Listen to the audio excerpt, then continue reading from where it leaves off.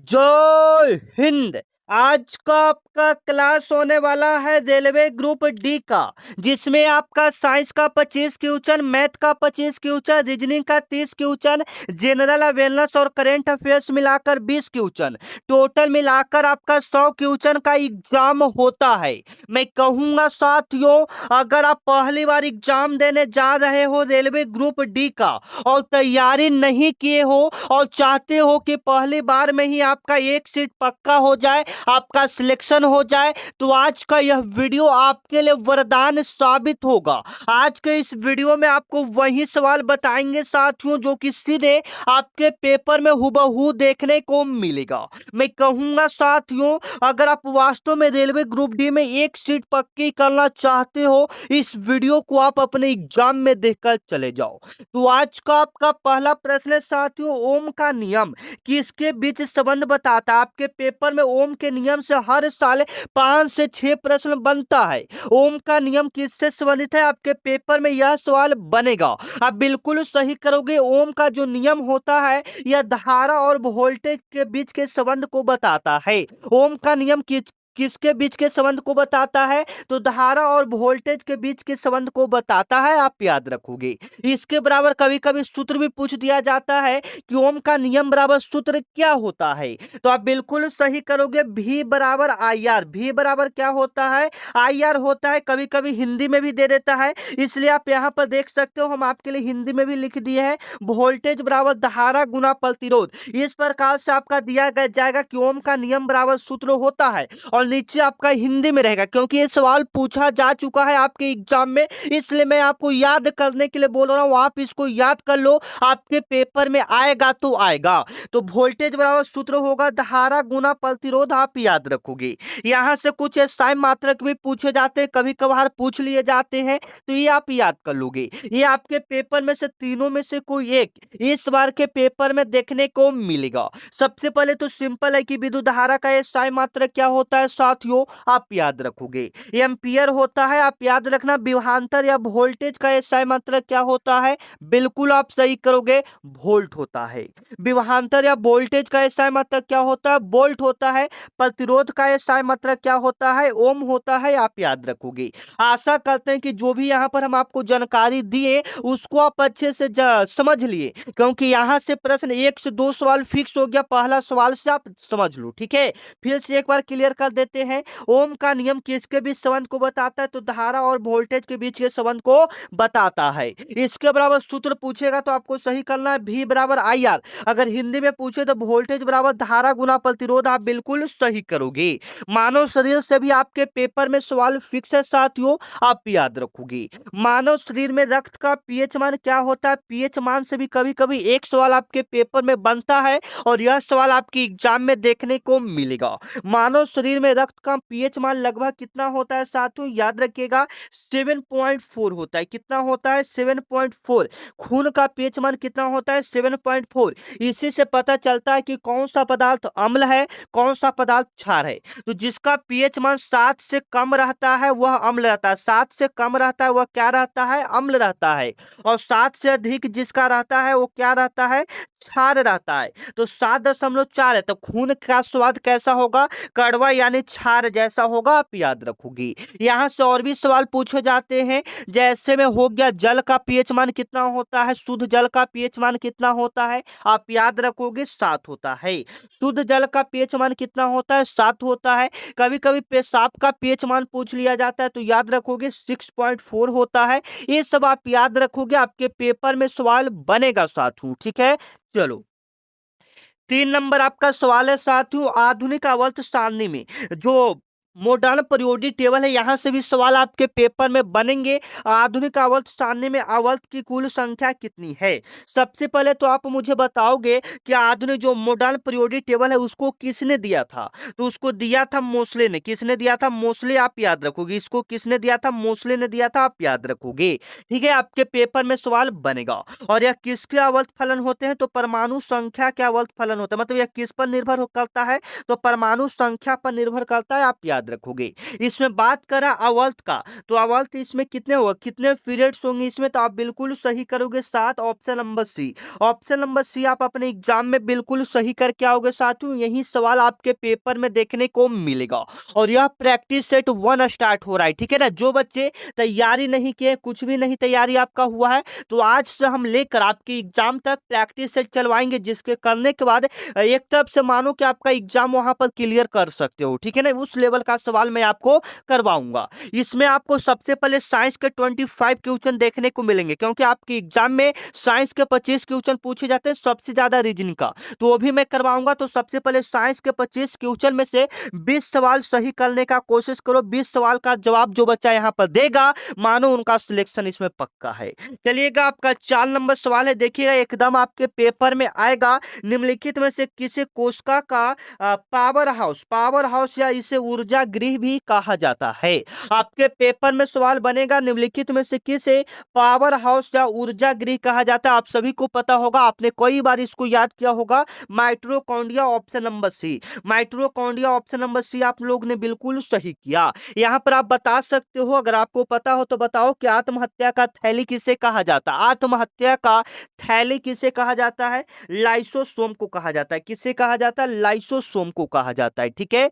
Protein का factory किसे कहा जाता है, राइबोसोम को कहा जाता है। प्रोटीन का फैक्ट्री किसे कहा जाता है, राइबोसोम को कहा जाता है, ऑप्शन नंबर ए। प्रोटीन का फैक्ट्री किसे कहा जाता है, राइबोसोम को कहा जाता है, आप याद रखोगे। आपके पेपर में सवाल यहां से बनेंगे। चलो, आपका आने वाला अगला सवाल है, कार्य का एसआई मात्रक क्या होता है। आपके पेपर में सवाल बनेगा, कार्य का एसआई मात्रक क्या होता है। ऐसे बिल्कुल इजी लेवल का सवाल है, मैंने आपको ऊपर ही बताया था। एसआई मात्रक से 1 से 2 सवाल आपके पेपर में साइंस में पूछ लिया जाता है, ठीक है। तो यहाँ पर बताओगे कार्य और ऊर्जा का एसआई मात्रक सेम ही होता है, याद रखोगे, जूल। कार्य और ऊर्जा का एसआई मात्रक क्या होता है, जूल, आप याद रखना, आपके पेपर में सवाल बनेगा। दाब का एसआई मात्रक क्या होता है, पास्कल होता है। दाब का एसआई मात्रक क्या होता है, पास्कल। और बल का क्या होता है, न्यूटन। बल का एसआई मात्रक क्या होता है, न्यूटन, आप याद रखोगे। बल का एसआई मात्रक क्या होता है, न्यूटन। दाब का एसआई मात्रक क्या होता है, पास्कल। और यहाँ पर शक्ति का एसआई मात्रक क्या होता है, वाट, आप याद रखना, आपके पेपर में सवाल पूछेगा। एक बार कमेंट करके बताओगे आपको क्लास कैसा लग रहा है। इसमें अगर कुछ दिक्कत है, जैसे में कुछ सुधार आप चाहते हैं कि हाँ सर थोड़ा सा ये सुधार करेंगे तो सही हो जाएगा, तो बताइए। जो भी दिक्कत हो या जो भी चीज का क्लास आपको चाहिए, एक बार कमेंट करके आप सभी बच्चे बताएंगे, ताकि मैं आपके लिए और भी बेहतर कर सकूं, ठीक है ना। और जो बच्चे अभी तक व्हाट्सएप ग्रुप को ज्वाइन नहीं किए हैं, काफी सारे बच्चे व्हाट्सएप ग्रुप को ज्वाइन कर लिए हैं, अगर जो बच्चे नहीं किए हैं वो ज्वाइन कर लेंगे। ज्वाइन करने से फायदा क्या होगा सर, सबसे पहले जो भी क्लास आपका ग्रुप डी का होगा, रेलवे ग्रुप डी का, वो सबसे पहले आपको पता चलेगा। जो भी नई वैकेंसी आएगी सबसे पहले आपको ग्रुप में पता चलेगा। और जो भी क्लास का पीडीएफ रहेगा, जो भी इंपॉर्टेंट नोट्स रहेगा, जहां से सीधे क्वेश्चन आपके पेपर में लड़ेंगे, तो ये सारा आपका ग्रुप में ही डाला जाता है। तो इसके लिए यह मेरा व्हाट्सएप नंबर, आपको स्क्रीन पर एक व्हाट्सएप नंबर दिख रहा है, ठीक है ना। एक स्क्रीन पर आपको व्हाट्सएप नंबर दिख रहा है, इस व्हाट्सएप नंबर पर 9334517119, इस व्हाट्सएप नंबर पर आपको ग्रुप डी लिखकर मैसेज करना है। इस नंबर पर आपको क्या लिखकर मैसेज करना है, ग्रुप डी लिखकर मैसेज करना है। जैसे ही मैसेज करेंगे, मेरे तरफ से एक व्हाट्सएप ग्रुप का लिंक जाएगा, ठीक है। उस लिंक पर क्लिक करोगे तो आप व्हाट्सएप ग्रुप में ज्वाइन हो जाओगे, जहां से जो भी क्लास हो, जो भी पीडीएफ रहेगा, जो भी वैकेंसी आएगी, सबसे पहले आपको पता चलेगा। चलिएगा, 6 नंबर आपका सवाल है साथियों, जो कि सीधे आपके पेपर में देखने को मिलेगा। उससे पहले मैं कहूंगा उसका स्क्रीनशॉट ले लो, क्योंकि क्लास पहले इंपॉर्टेंट है। बेकिंग सोडा, बेकिंग सोडा या खाने वाला सोडा का रासायनिक सूत्र क्या होता है।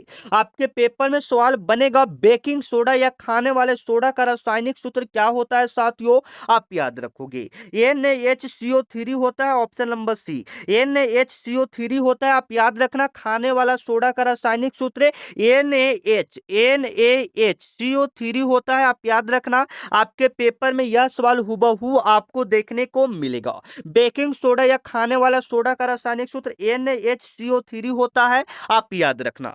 आपका आने वाला अगला सवाल है साथियों, देखना, ध्वनि की गति सबसे तेज किस माध्यम में होता है। आपके पेपर में सवाल बनेगा, ध्वनि की गति सबसे अधिक किस माध्यम में होता है। बिल्कुल आप सही करोगे, ये होता है ठोस स्टील में, ऑप्शन नंबर डी। ये किस में होता है, ठोस स्टील में, ऑप्शन नंबर डी, आप यहां पर बिल्कुल सही करोगे। ध्वनि की गति सबसे अधिक किस माध्यम में होता है, स्टील में होता है, आप याद रखना। ऑप्शन नंबर डी आपका यहाँ पर बिल्कुल राइट होगा। और किसमें नहीं होता है, तो निर्वात में ध्वनि की चाल नहीं होता है। आप याद रखना, आपके पेपर में सवाल बनेगा और जवाब आप लोग देते चलोगे। और जो बच्चा चैनल को सब्सक्राइब नहीं किया, चैनल को सब्सक्राइब कर लो, क्योंकि अब प्रैक्टिस सेट 1 ही आपका स्टार्ट हो रहा है, ठीक है ना। यहाँ से डेली आपका प्रैक्टिस सेट चलते रहेगा, डेली आपको हम करवाएंगे, तो चैनल को आप सब्सक्राइब करके रख लो। आपका आने वाला 8 नंबर सवाल देखना, मानव शरीर में कुल कितनी हड्डियां होती है, आपके पेपर में सवाल बनेगा।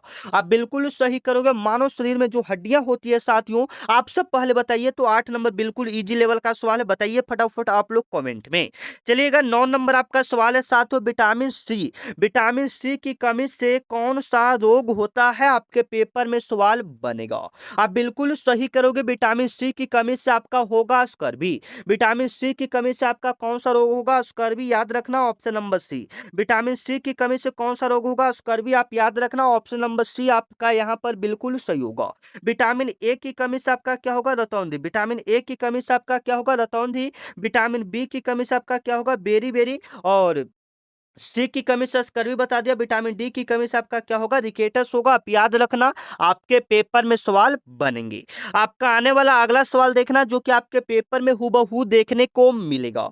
उत्तल लेंस का प्रयोग किस दृष्टि दोष को दूर करने के लिए किया जाता है। उत्तल, उत्तल आपका 3 अक्षर में है ना, तो इसका आंसर 4 अक्षर वाला होगा, ठीक है। तो इसमें हम लोग करेंगे उत्तल लेंस है ना, तो इसका आंसर होना चाहिए दो, इससे एक कम वाला होता है, ठीक है। तो दूर दृष्टि दोष वाला। उत्तल लेंस का प्रयोग किस दृष्टि दोष को दूर करने के लिए किया जाता है, तो दूर को। और अवतल में, अवतल का निकट वाला में, अवतल का किसका प्रयोग करते हैं, निकट वाला में, ठीक है। याद रखना, यहाँ से पूछेगा कि निकट दृष्टि दोष को दूर करने के लिए किस लेंस का प्रयोग करते हैं, तो अवतल लेंस का प्रयोग करते हैं, ठीक है।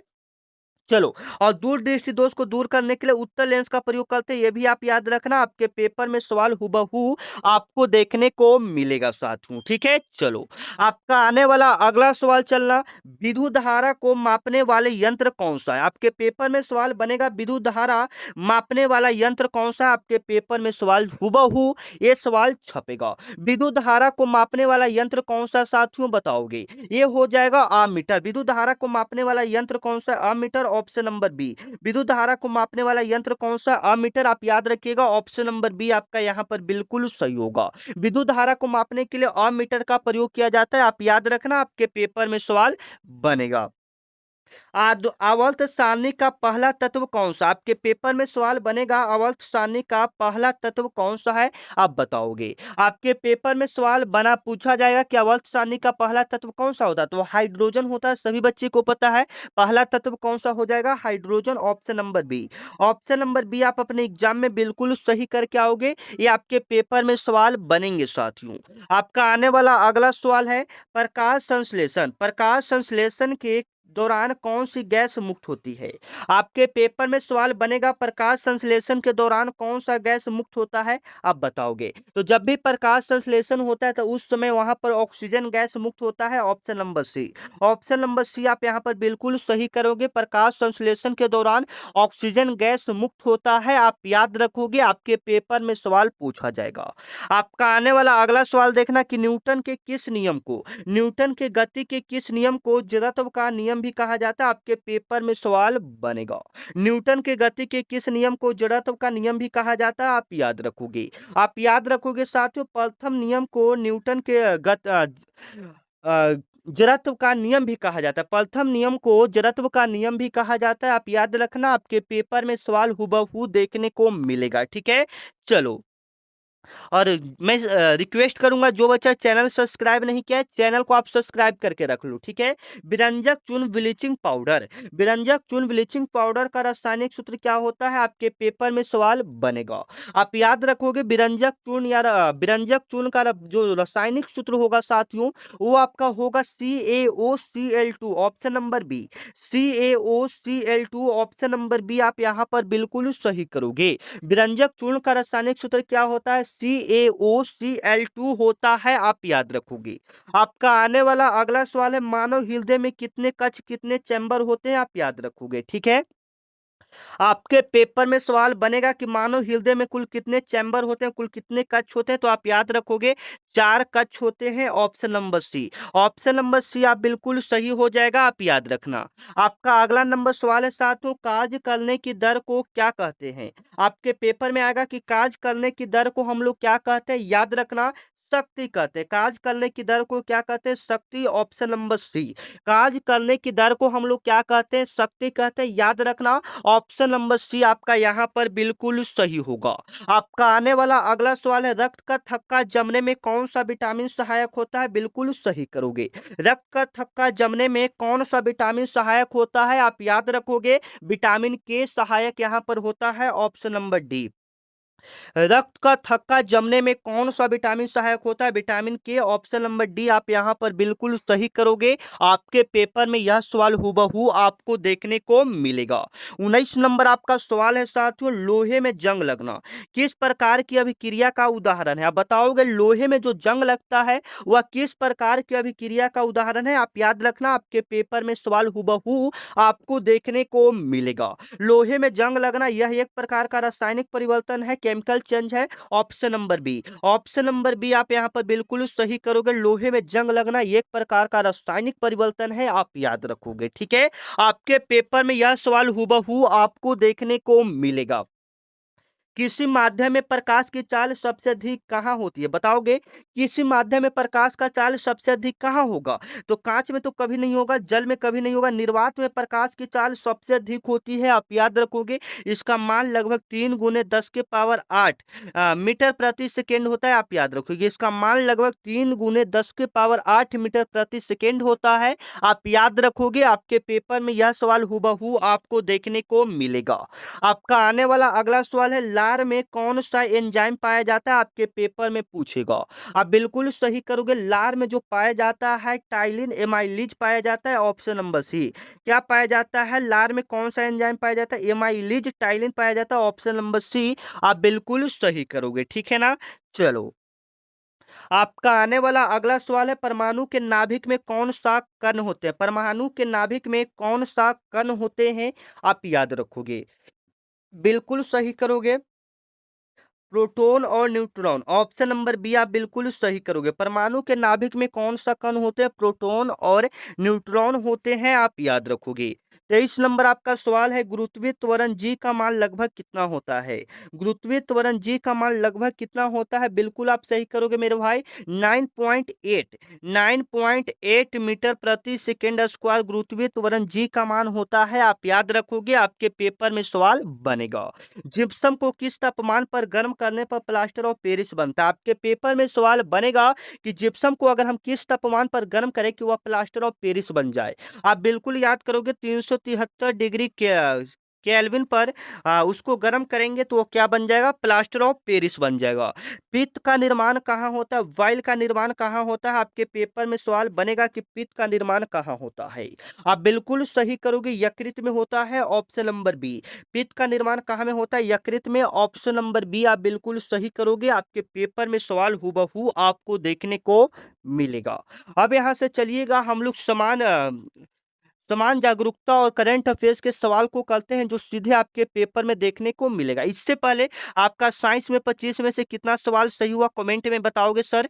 20 जिसका सही हो उनका बिल्कुल सही, आपका सिलेक्शन होने का संभावना है। इसमें भी कोशिश करो, 20 सवाल इसमें बताएंगे तो इसमें से भी लगभग 15-16 सही करने का कोशिश करो। चलिएगा, G20 शिखर सम्मेलन 2023 की सफलतापूर्वक मेजबानी किस देश ने किया था? आपके पेपर में पूछेगा कि किस देश ने G20 शिखर सम्मेलन 2023 सफलतापूर्वक मेजबानी किया था। तो ये G20 जो 2023 में हुआ था ये हमारे भारत देश में ही हुआ था, option number B. Option number B यहाँ पर आपका क्या हो जाएगा? बिल्कुल राइट हो जाएगा, जो कि सीधे आपके पेपर में यह सवाल हूबहू आपको देखने को मिलेगा। आपका आने वाला अगला सवाल है, भारतीय संविधान में मौलिक कर्तव्य किस देश के संविधान से लिया गया है, आपके पेपर में सवाल बनेगा।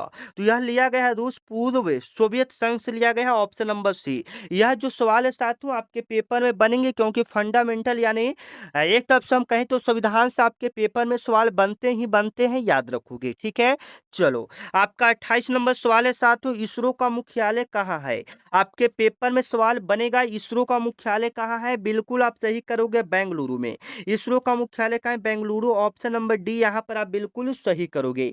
इसरो का मुख्यालय आपका कहाँ हो जाएगा, बेंगलुरु में, आप याद रखोगे। ठीक है, चलो आपका आने वाला अगला सवाल है विंग्स ऑफ फायर।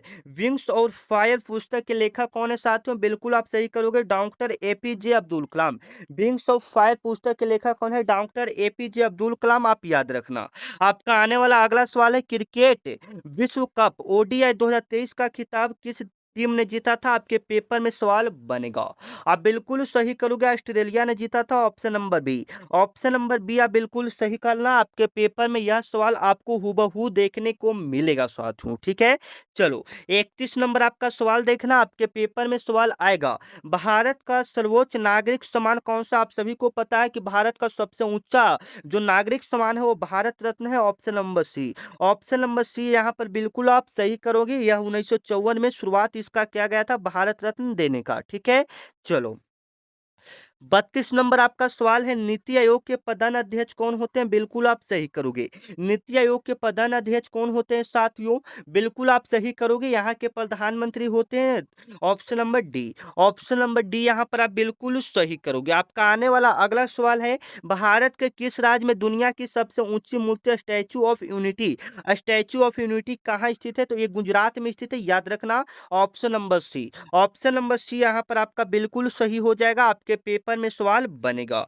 चलिएगा आपका आने वाला अगला सवाल है भारतीय राष्ट्रीय कांग्रेस। भारतीय राष्ट्रीय कांग्रेस का स्थापना किस वर्ष हुआ था, बिल्कुल आप सही करोगे। भारतीय राष्ट्रीय कांग्रेस का स्थापना जो हुआ था वह हुआ था 28 दिसंबर 1885 ईस्वी को मुंबई में ए.ओ. ह्यूम के द्वारा किया गया था। काजीरंगा राष्ट्रीय उद्यान किसके लिए प्रसिद्ध है, बिल्कुल आप सही करोगे, यह प्रसिद्ध हो जाएगा साथियों एक सींग वाले गैंडा के लिए, ऑप्शन नंबर बी। ठीक है, चलो भारत के सफल मून मिशन चंद्रयान 3 के लैंडर का नाम क्या था, आपके पेपर में सवाल बनेगा। इसके लैंडर का नाम था विक्रम, इसके लैंडर का नाम क्या था, विक्रम, ऑप्शन नंबर बी आप बिल्कुल सही करना, आपके पेपर में सवाल बनेगा। 37 नंबर आपका सवाल है साथियों राज्यसभा का पदेन सभापति कौन होता है, तो आप बिल्कुल सही करोगे, प्रधानमंत्री होते हैं, आप याद रखना। प्रधानमंत्री, एक मिनट, यहाँ पर पूछ रहा है पदेन सभापति ना, तो ये वाइस प्रेसिडेंट उपराष्ट्रपति हो जाएंगे, ऑप्शन नंबर सी। 38 नंबर आपका सवाल है साथियों करो या मरो का नारा महात्मा गांधी जी ने किस आंदोलन के दौरान दिया था, तो भारत छोड़ो आंदोलन के दौरान दिया था, आप याद रखोगी। आपके पेपर में सवाल बनेगा यह आंदोलन कब हुआ था, तो 8 अगस्त 1942 को यह आंदोलन हुआ था, आप याद रखना। ठीक है, चलो विश्व पर्यावरण दिवस कब मनाया जाता है, हर साल कब मनाया जाता है, 5 जून को मनाया जाता है, option number A. Option number A आपका बिल्कुल सही हो जाएगा, 1 दिसंबर को विश्व एड्स दिवस मनाया जाता है, आप याद रखना। चलिएगा आपका आने वाला अगला सवाल है क्षेत्रफल की दृष्टि से भारत का विश्व में कौन सा स्थान है, बताओगे। क्षेत्रफल की दृष्टि से भारत का विश्व में 7वां स्थान है, ऑप्शन नंबर सी, आप यहाँ पर बिल्कुल सही करोगे। 16 नंबर आपका सवाल है भारतीय रिजर्व बैंक आरबीआई का स्थापना कब हुआ था, 1935 में इसका स्थापना हुआ था, आप याद रखोगे। 1 अप्रैल 1935 का इसका स्थापना हुआ था, आप याद रखना, आपके पेपर में सवाल हूबहू देखने को मिलेगा। 2024 के ग्रीष्मकालीन ओलंपिक खेलों का आयोजन कहाँ किया गया, आपके पेपर में सवाल बनेगा, आप याद रखोगे। इसका स्थापना आपका जो किया गया था साथियों अ, पेरिस में किया गया था, कहाँ में किया गया था, पेरिस में, ऑप्शन नंबर बी यहाँ पर आपका बिल्कुल सही हो जाएगा। चलिएगा 43 नंबर आपका सवाल है साथियों नोबेल पुरस्कार अधिकतम कितने क्षेत्रों में दिया जा सकता है, आप याद रखोगे 6 क्षेत्रों में दिया जा सकता है। 44 नंबर आपका सवाल है भारत की सबसे लंबी नदी का नाम क्या है, सभी को पता है गंगा नदी, जिसका लंबाई 2525 किलोमीटर है, यह उत्तराखंड के उत्तरकाशी जिला के गंगोत्री हिमनद से निकलता है, आप याद रखोगे। आज का आपका आखिरी सवाल है साथियों भारतीय संविधान सभा के प्रारूप समिति के अध्यक्ष कौन थे, बताओगे प्रारूप समिति के अध्यक्ष कौन थे, तो आप याद रखोगे डॉक्टर भीमराव अंबेडकर प्रारूप समिति के अध्यक्ष थे, ऑप्शन नंबर सी, आप यहाँ पर बिल्कुल सही करोगे, आपके पेपर में यह सवाल हूबहू आपको देखने को मिलेगा। चलिए मिलते हैं नेक्स्ट वीडियो में, तब तक के लिए जय हिंद, वंदे मातरम।